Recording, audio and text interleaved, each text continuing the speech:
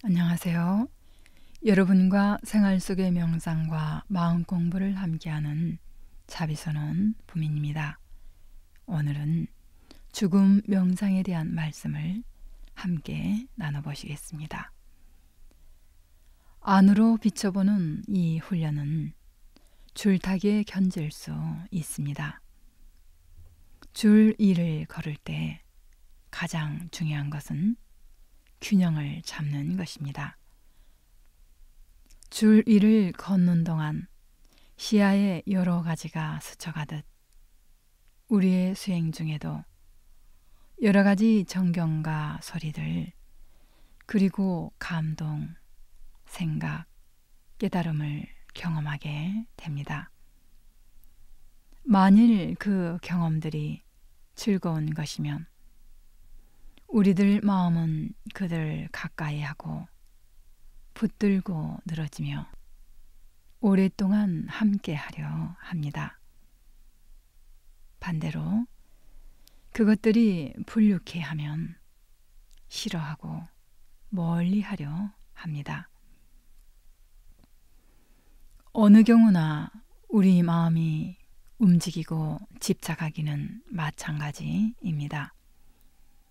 그렇게 되면 마음은 균형을 잃게 됩니다. 대상을 향한 좋은 반응, 나쁜 반응 모두 똑같이 위험합니다. 우리를 영광스럽게 하는 것이나 두려움에 떨게 하는 것이나 마음의 균형을 잃게 하기는 마찬가지입니다. 균형을 잃으면 줄에서 떨어지게 됩니다. 그러므로 우리는 계속해서 그러한 경계들에 맹목적으로 집착하거나 싫어하는 반응을 하지 않는 조용한 마음을 개발하려 노력합니다. 즉, 아무 것에도 집착하지 않고 무엇이나 오고 가는 것을 그저 비추어 보는 마음의 개발입니다.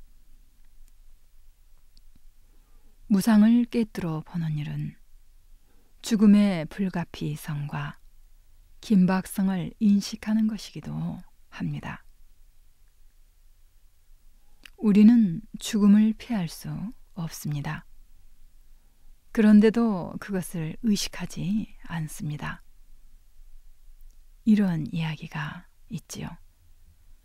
세상에서 제일 이상한 일이 있다면 무엇일까요? 주위에서 다른 사람들이 죽어가는데도 불구하고 아무도 자신이 죽으리라 믿지 않는다는 사실입니다.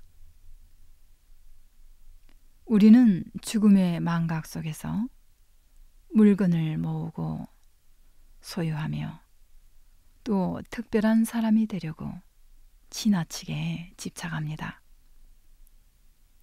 우리는 야심과 욕망과 자아를 채우는 일을 생의 모든 것으로 생각하는 이른바 적은 마음의 행위들로 분주합니다.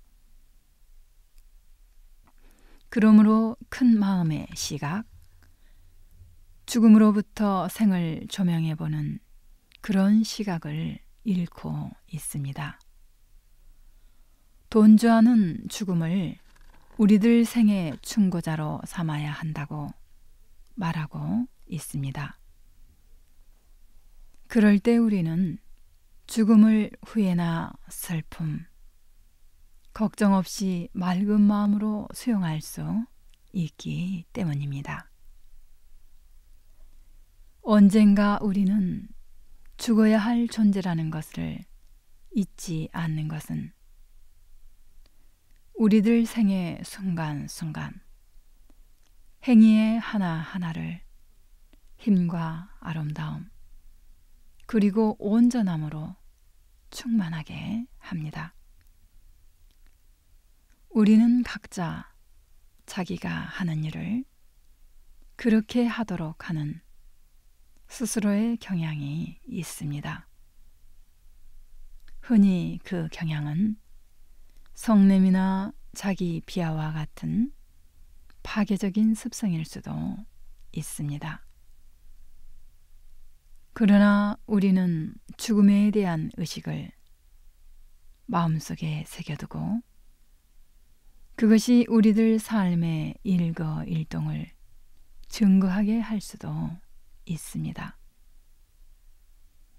그것이 죽음을 생의 충고자로 삼는 것입니다. 만약 그렇게 할 수 있다면 우리는 생의 순간순간을 내가 금생에서 할 수 있는 마지막 일을 하듯이 힘과 완전함으로 임할 수 있습니다. 우리가 죽음을 항상 눈앞에 있는 사실로 의식할 수 있을 때 우리의 삶은 훨씬 덜 분주하고 눈앞에 있는 여러 가지 욕망을 채우는 일에 그렇게 무리하지 않게 됩니다. 욕망과 환상에 사로잡히지 않을 때 물건이나 소유에 덜 집착하게 되고 자비롭고 너그러운 열린 마음이 될 수 있습니다. 그러므로 죽음에 대한 의식은 나의 존재를 더 밝게 할 수 있는 마음의 공간을 갖게 합니다. 이러한 무상에 대한 통찰은 모든 것들이 순간순간의 흐름 속에 있고 변화하는 과정 속에 있다는 것을 말합니다. 매 순간순간 마음과 몸의 움직임, 나아가서는 전 우주가 생하고 멸하며 또 죽었다 다시 살아납니다.